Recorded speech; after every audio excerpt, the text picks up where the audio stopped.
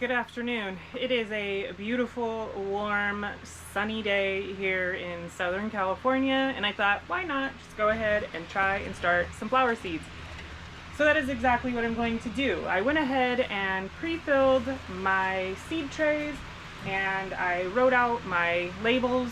Now, because I don't have a lot of seed trays of this type that I'm using, I needed to split up some of the cells to share with other things. So I have like 2 different kinds of cosmos going into one row, and I have 2 different kinds of straw flowers going into one row, and then the ones that I want more of, like zinnias and things like that, I am giving them their own row.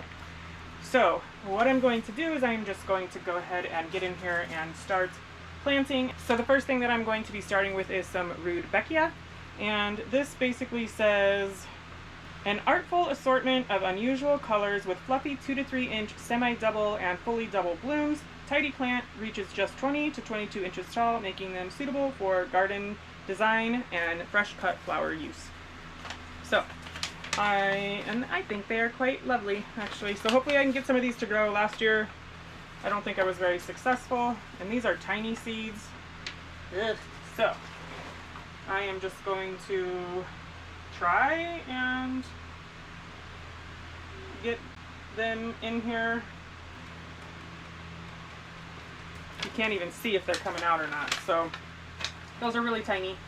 And then the next thing that I'm going to put in here are these lovely, gorgeous snapdragons, and I believe these seeds are pretty darn tiny too. They are. So I'm just going to try very carefully to not get these in any other cell, and I'm having a hard time seeing these come out. Ah! And then I almost spilled them all. Oh, I feel like I'm overdoing the seeds.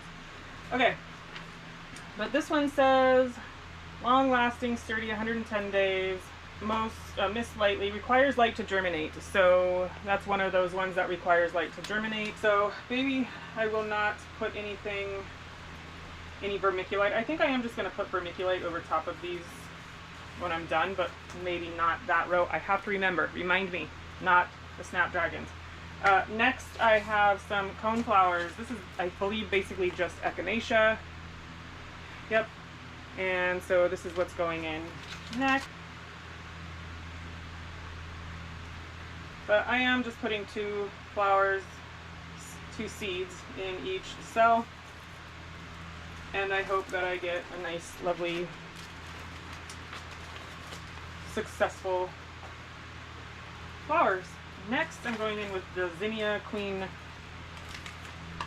Red. These guys, I want to have a lot of flowers that I can cut fresh. I love that. I love to bring them to work with me, and actually my daughter will come out here to the garden also, and if she sees flowers, she will cut them and put them in vases in the house, which I think is pretty awesome. So I would love to have plenty of those for her to grab as well. And I think I'm going to put these in my actual garden bed this year. I am going to hopefully grow enough to where I can put them in the regular flower bed that I have, but I want to have enough so that I can actually put them in with my veggies. So now I'm going in with the Queen Lime, and I did not order any new seeds this year. I just want to be able to go through the seeds that I have right now, and I'm having a hard time deciphering what is a seed and what is maybe a stem, but I'm giving it my best here.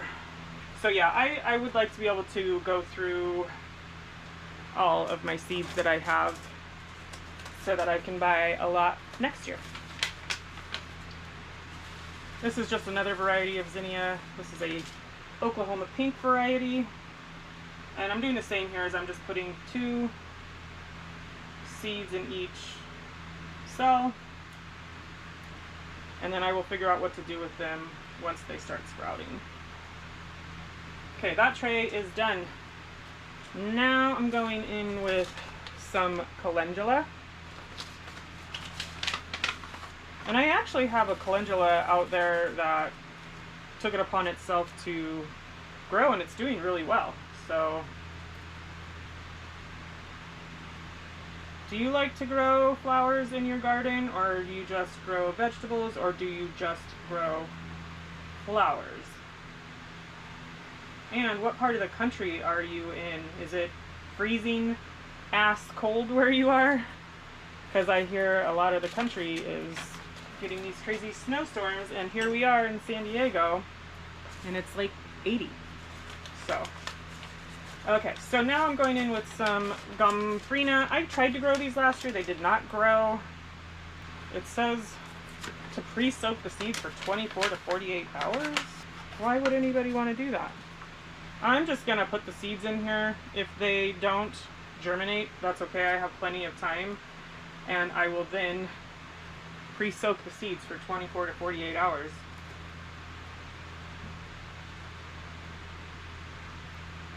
They do have like a furry, fuzzy coating on them, so I don't know if that's why you are supposed to pre-soak them, to kind of get rid of that, but it just kind of seems like an extra step. So let's see if this works. Did I just drop one over here? No. And I already messed that one up because that was supposed to be 2 different flowers. Or 2 different colors of the same flower, basically. So, oh, these ones don't have that weird fuzzy thing around them. And it's the same flower, just different color.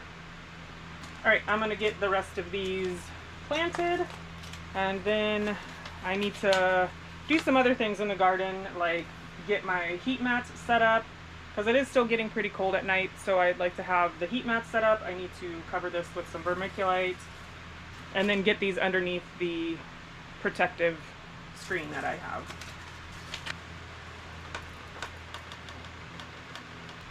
Okay, now that I've got that done, I'm just going to push down all of these just into the soil so that they've got good soil contact. And then I am going to add some vermiculite on top of them, and I think all of them except for those snapdragons are going to get some vermiculite.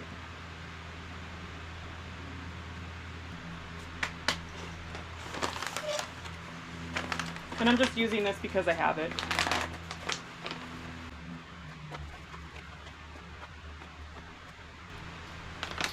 All right. Now what I'm going to do is I'm just going to come in and spray this vermiculite until it gets nice and wet. And this will help retain some of the moisture. And for now, I'm going to top water until I start seeing some growth, and then I will go in with some bottom watering, I think. But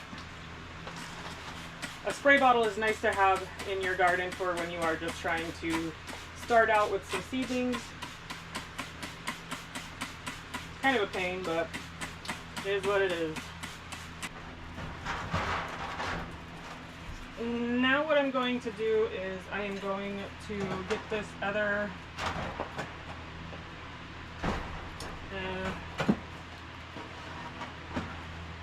heat mat set up over here, and I think I have my extension cord turned off, but I'm just going to have to flip a switch and then it will get these 2 heat mats warming up.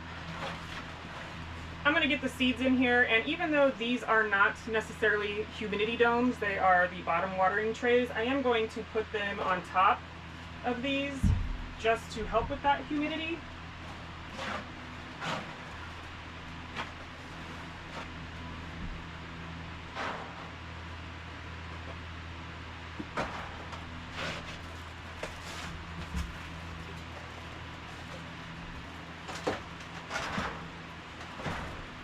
And just like that, I have the first seeds of the 2026 garden planted and nice and cozy in their home. And I think I'm actually going to start some pepper seeds here shortly, but I don't have these trays, and so I want to hit the store before I can do that because I would like to use more of these kinds of trays. So for now, we've got our flowers started and I am super excited for this year's garden. So I just wanted to share with you an update real quick on the seeds that I started. So I did them 6 days ago. Tomorrow will be day 7, Saturday, February 7th will be day 7, and they actually started sprouting on the 3rd day. So real quick, this is what they are looking like. I have a couple of black hollyhocks that have come up. Nothing here for the straw flower. I got some straw flowers just popping up here. I have some cosmos, some gomphrena, some calendula, and then over here on this one, some zinnias. No coneflowers yet, no snapdragon, and no rutabaga. Rutabaga.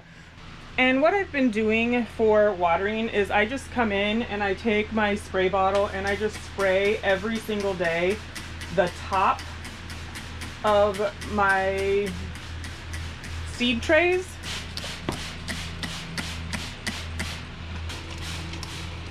But I actually think what I am going to start doing is doing some bottom watering. So I'm just going to take these trays right off of here.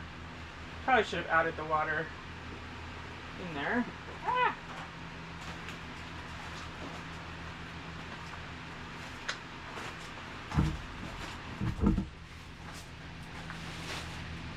But I'm just going to pour just a little bit, not too much water in here, and then add the tray on top. I'm making a mess. And then the water will be soaked up from the bottom. And I'm just going to put it right back on the seed mat. So thank you so much for hanging out with me in the greenhouse, planting some flowers, and I will see you again soon. Bye.